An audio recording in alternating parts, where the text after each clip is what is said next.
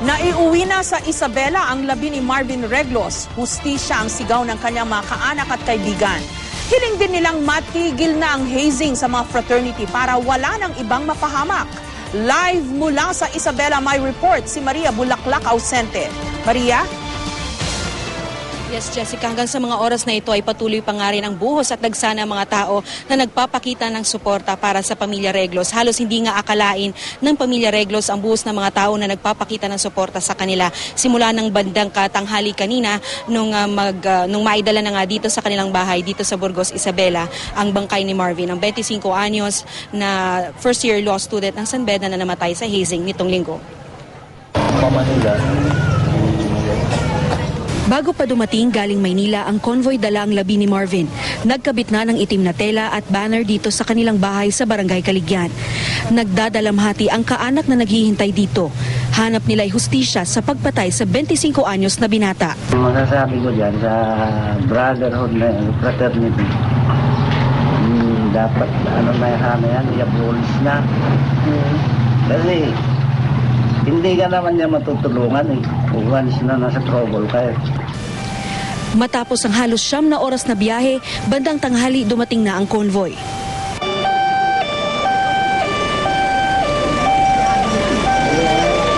Dito na bumuhos ang luha ng inang si Mirna na nagpakita ng katatagan mula nang dumating alas 2 ng madaling araw mula sa South Korea kung saan nagtatrabaho siya bilang teacher.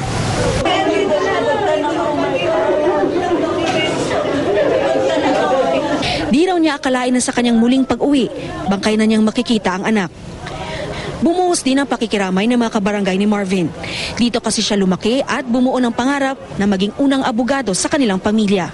Wala raw araw na di nakakausap ni Mirna ang anak, pero hindi raw niya alam na sumali ito sa frat. Kasi ang mga senior years ang nag-pressure minsan ng mga law students. Pero nasa kanya na rin yun. It's his decision. Hindi ako nag-blame kahit sino man. Galit rin ang nararamdaman ng dalawang nakababatang kapatid ni Marvin. Bukod daw sa malambing, palakaibigan at wala ring bisyo ang kanilang kuya. Kami lagi nagkukwentuhan para magbarkada na magkapatid lahat, mag-best friend. Ayun. So lahat ng advice, hindi siya nagkukulang sa akin. Namimiss ka namin. Sobra-sobra. Sana po sumuko na po sila. Kawawa na po yung kuya ko, tapos ngayon hindi pa sila magpakita.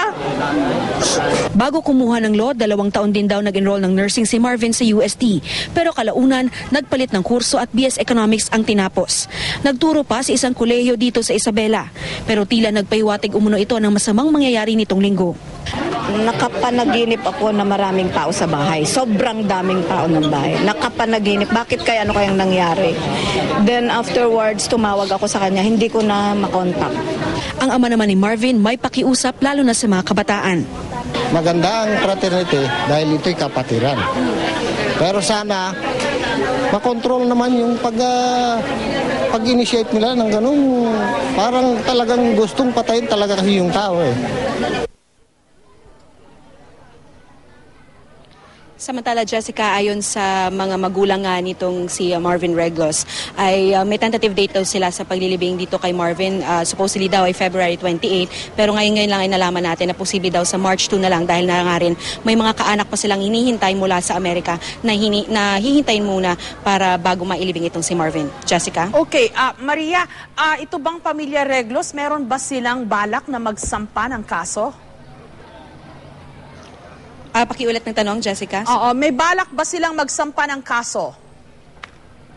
Actually, Jessica, yun na rin dito kay Lorvie, no? Ito yung nakababatang kapatid ni Marvin. Nakasampa na nga raw itong kasong murder in relation to hazing dahil na nga rin sa tulong nito nga si Justice Secretary Laila De Lima. Kung maaalala mo, anong nakaraang araw ay nagpa-press ko na nga ito. At dahil naisampain na itong murder in relation to hazing laban doon sa 2 nahuling suspect. Pero iginigiit pa rin ng pamilya na sana'y matukoy na nga raw yung 20 miyembro pa ng frat na di umunay nasa likod nga ng hazing na nangyari kay Marvin. Okay, kailan inaasahan ng pamilya yung re-autopsy results? Sinabihan na ba sila?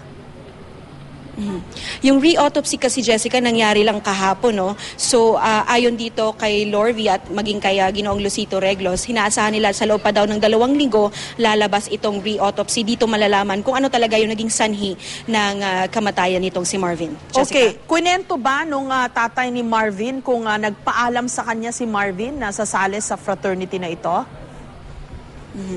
Actually, Jessica, walang ikinukwento itong si Marvin, no? Maging kay Lucito na kanyang ama at maging kay Mirna, no, na ina ni Marvin, kahit pangaraw, araw-araw silang nag-uusap sa telepono. Kasi ayon na nga rin doon sa interview natin kay Ginoong Lucito Reglos, kung alam niya lang daw na sasali sa fraternity itong anak niyang si Marvin, ay patitigilin na nga lang daw niyang mag-aral at dito na lamang daw magbabalik sa kanilang bayan sa Burgos, Isabela.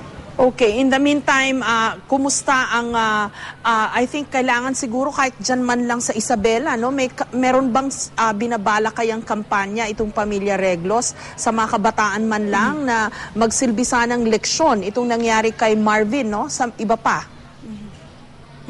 Tama ka nga dyan. Yan din yung isa sa mga tinutukoy nga ng ama ni Marvin na si Ginoong Lucito Reglos, dahil kanina nga sinasabi niya yung nangyari sa kanyang anak, although medyo masakit talaga at halos sa ngayon nga hindi pa nga rin nila matanggap. Magiging warning na daw ito, lalo na sa mga kabataan dito kung saan marami pa nga dito mga kakilala si Marvin na mga bata, no? Maging itong mga kaklase nga ni Myril Pauline, yung nakababatang kapatid ni Marvin, ay lagi daw talaga pinapayo na dahil nga rin sa nangyari kay Marvin ay iwasan na itong mga klaseng pagsasali, dahil mayroon naman daw mga organization at mabanggit ko nga lang din, Jessica, no, ito nga ang paglitaw ni Escobar, itong Grand Rowan nga ng Lambda Rho Beta, nakarating na rin ito, no, sa information ni Ginoong Lucito Reglos, at sinabi niya sa atin kanina na bagaman oo nakakatulong daw ang fraternity dahil kapatiran ito, still tinatanong niya at malaking question pa rin daw para sa kanya na kung maganda daw ang tinutulong ng fraternity sa isang tao, sana daw ay